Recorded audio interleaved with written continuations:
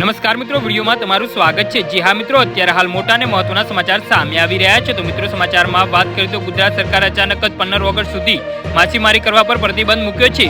માછીમારી માટે દર વર્ષે સામાન્ય રીતે 1 ઓગસ્ટથી સિઝન શરૂ થતી જતી હોય છે। આ વખતે પણ માછીમારો બસ સરકારની પરવાનગી રૂપે ટોકન લેવા તૈયાર બેઠા હતા। જી હા મિત્રો, અત્યારે હાલ મોટા સમાચાર સામે આવી રહ્યા છે।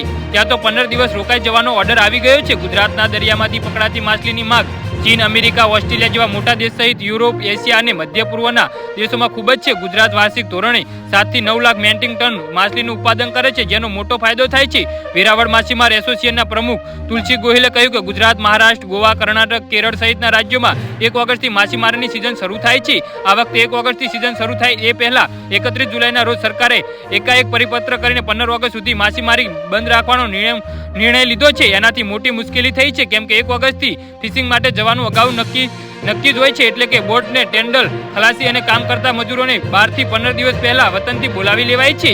જી હા મિત્રો, તો આના વિશે તમારું શું કહેવું છે તો નીચે અમારી કમેન્ટ બોક્સમાં જરૂરથી જણાવજો અને મારી યુટ્યુબ ચેનલને સબસ્ક્રાઇબ કરવાનું ભૂલતા નહીં। વિડીયો પૂરો જોવા બદલ તમારો આભાર।